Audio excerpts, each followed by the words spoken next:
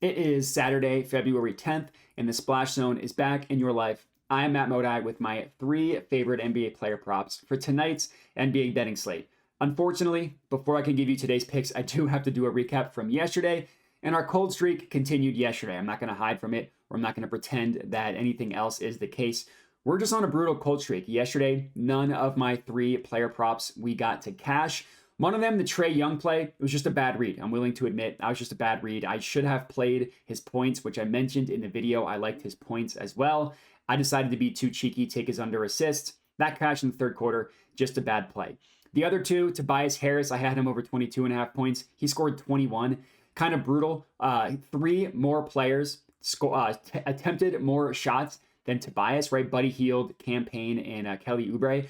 All of them went over their point total over under. They all scored over 20 points. Tobias, we were so close to getting him. He had 21 on an over under of 22.5. And then we had Amen Thompson over 13.5 rebounds plus assists. And naturally, he ended with exactly 13. So it's been a little bit of bad luck over the past couple days. It's also just been some bad reads, as I mentioned, like the Trae Young play. Luckily, on the entire year, we're still squarely, very, very easily in the green. We are up 43.32 units in the month, on the entire season. In the entire season, we're up 43.32 units with an ROI of 24.62%. So an ROI still above 20% is phenomenal. But obviously this cold streak has been brutal. And I kind of dug into it a little bit more. I was just curious, like the month of February and stuff. And it's kind of funny. So the first 4 days of February, right? February 1st to February 4th, we are up 7.46 units. Great start to the month. Since then, we are down 7.12 units in the 6 days or so, the week or so that has passed since the 4th. So for the month, we're about breaking even. Obviously, it's just been peaks and valleys in terms of how we've gotten there. I appreciate everybody who's been rocking with me. I've gotten a ton of nice comments saying people are still riding with me and all that stuff, which I really do appreciate because I beat myself up on these bad days. But enough of that. Let's move on to today's picks. Remember to subscribe if you are not already. Like the video, comment, all that stuff. Let's get into today's picks. Let's get wet.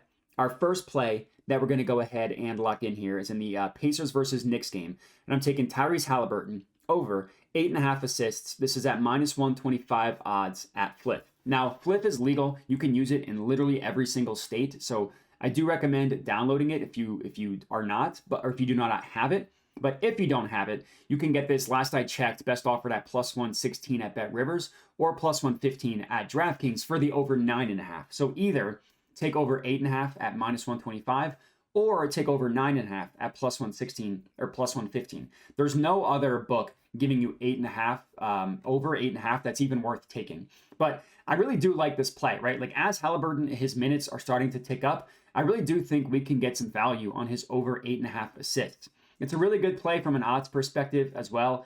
We're getting it at minus 125. Caesars has this at minus 166. DraftKings and ESPN Bet both have it at minus 140, while most books price the over 9.5 without a ton of juice, aside from the 2 books that I mentioned. So, and this is still available on Flip. Right before I started recording, I checked to make sure the odds are still current, and they were. Now, obviously, if you watch this hours from now, I can't help you there. I would say if you want plays texted to you immediately, I do have a dub club, which I'll get into a little bit at the end of the video. But regardless, all you need to know, really good play from an odds perspective, still available when I started recording. So Haliburton returned from his injury officially. He returned for 1 game and then took another 10 days off or so. But since he returned from injury on January 30th was his first game back. Immediately had 10 assists in 22 minutes of play against the Celtics.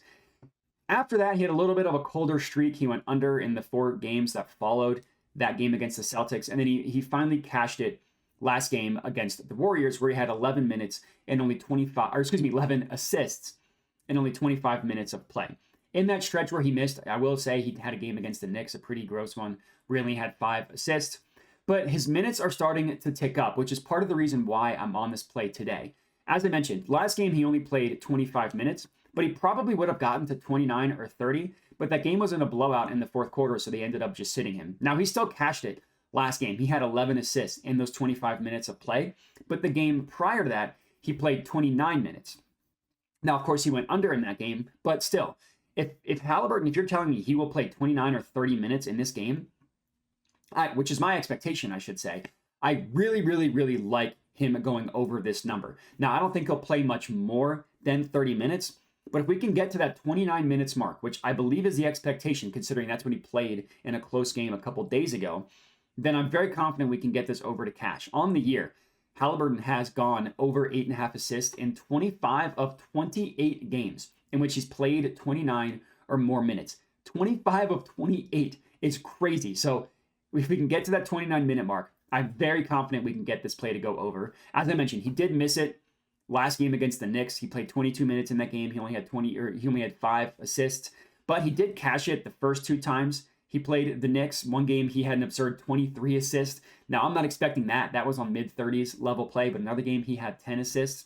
And the Knicks defense, while they looked really good after the OG and Anunoby trade, nobody on that team is healthy, right? It's a totally banged up roster. So I'm not scared off from the matchup, which makes me think that Haliburton could have a really good game. I like the over 8.5. If you want to pump this up, 9.5, 10.5, I like that as well. We're just going to track our official play. Next up, Rockets versus Hawks game. I'm taking Jaylen Green over 21.5 points, plus 115 odds at ESPN Bet. Back when we were winning our plays, we backed to Jaylen Green, and he came through for us in a big way. We cashed his official over-under. We also cashed his ladder play of 25 and 30 plus as well. Now, we backed him in a juicy matchup against the Pacers. We didn't touch him yesterday against the Raptors. He had a horrible game yesterday. But tonight against the Hawks, he has another juicy matchup, which I know I targeted the Hawks defense yesterday. That didn't come through for me with Tobias. But you still have to look at how that game went, right? Like, that bet was an L. The Sixers, without Tyrese Maxey, still scored 121 points and had 4 separate guys get to 20 points, right? It was still a bad defensive performance from the Hawks. The shots just didn't come for Tobias, right? He attempted the same number of shots as Cameron Payne, and then both Buddy Hield and Kelly Oubre attempted more shot attempts from Tobias. Part of the reason why that bet losing hurt so much last night, of those 4 guys, Tobias was the only one who didn't go over his point total over under. So again, that's the way it goes, just a tough one. But all my logic for backing or thinking the Hawks was a good matchup still applies for Jaylen Green, right? Now, as I mentioned, it was a rough game yesterday for Jaylen Green. He only scored 7 points. He shot like 2 of 13, and he only played 22 minutes against the Raptors. That's kind of been the case with Jaylen Green. He's very hit or miss. Prior to that game against the Raptors, as I mentioned, he scored 30 points against the Pacers. Had a great game. The Pacers defense is a defense that you want to target. So is the Hawks defense as well. Now, Green, he shot 3 of 11 yesterday and played 22 minutes. Prior to that, as I mentioned, he had a great game against the Pacers. And overall, if you look at his last 10-game stretch, he's gone over in exactly 5. So he's cashed the over 21.5 points in 5 of those 10 games. But in those 5 games, he has scored 29 or more points in every single one, and actually 30 or more in 4 of 5. So he scored 29 points in one game, and then 30 or more points in 4 of the 5. And part of the logic for backing Jaylen Green against the Pacers was the fact that there's no Fred VanVleet. That's still the case tonight. No Fred VanVleet, and Jaylen Green has the highest usage rate increase when Fred VanVleet is off the court, right? His usage rate goes from about 27% to 33%. It's about a 5.7% difference, and that difference in usage rate is the highest increase on the entire Rockets. So that's all to say, I'm not scared off by Jaylen Green's poor game last night. I still really like backing him as somewhat of a fade of recent results. I'm also going to go ahead and ladder him to 25 and 30 plus points as well. Hopefully, if we get that again this week, that would be amazing. That would really help how this week has gone. That's our second play. Third and final pick, 76ers versus Wizards game. Tyus Jones over 8.5 assists, plus 138 odds at BetRivers. Yesterday, I had a bad play of taking the under on Trae Young, the point guard's assist against the Sixers. Part of my logic was I think he's going to be scoring a lot, and when you score points, you're unable to assist points. And I got half of that right? He scored like 37 points, but he also had 12 assists. So for this game, you still want to target the Sixers defense, but Tyus Jones is less of a score-first guy than Trae Young. Obviously, Trae's a really good passer as well, but Tyus Jones is a really good playmaker, and I'm not concerned of him getting his buckets as opposed to passing, right? He's been playing really well for the Wizards recently. He's cashed this over in 5 of his last 10 games, but in 2 of the games he missed, he had exactly 8. So he would have missed those just by 1 assist. 1 jumper goes in, things are different. And if you look at on the entire year, he's only cleared this number 10 times, which means that literally half the times he's cleared it in the 51 games he's played has been in the past 10 games. It really started on January 18th when the Wizards started using him more, playing him more minutes as well. Since that date, on January 18th, he's averaging 14.5 potential assists per game. That's the 5th most in the NBA in that span. And he's averaging over 9 assists as well, about 9.2 assists per game in that span. That's the 3rd most in the NBA in that span as well. The only people above him are Luka and Trae Young, as I already talked about. So now for this game, he's already been playing really well, and he gets the benefit of going up against that same skeleton crew defense of the Sixers that we talked about yesterday. The same Sixers defense just can't guard anybody. Trae Young had 37 points and 12 assists last night. Earlier this week, Kyrie Irving had 8 assists on an over-under of 6.5. Jordan Clarkson had 10 assists on an over-under of 5.5. Even Cam Thomas, who never passes, had 5 assists on an over-under of literally 0.5. The Sixers defense has been a train wreck.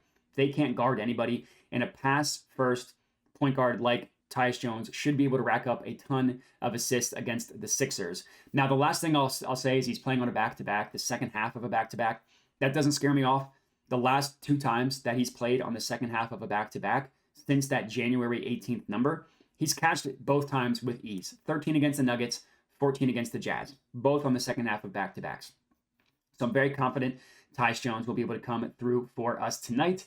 Rounding out our 3rd and final pick. This feels like a winning day, a 3-0 day to get us back to where we were prior to this cold streak. Appreciate everybody for watching. Again, make sure to like, comment, subscribe. And then the last thing I'll say, which I hinted at earlier, is I do have a Dub Club. Everything I give out on YouTube for free, I give out on Dub Club for $5 a month. The logic being, if you want my plays texted to you immediately so you don't wait for the odds to change or anything like that, or you just don't care about the YouTube videos and you just want the plays themselves, that's fine. I'm not trying to sell you on a VIP picks package or anything like that. Everything you get on Dub Club, you can also get at free. You can get on YouTube for free. So $5 a month to get them early. YouTube for free, however you want it. It's totally fine with me. I'm just like giving people the option. And that's all we got. Appreciate everybody for watching and have a good one.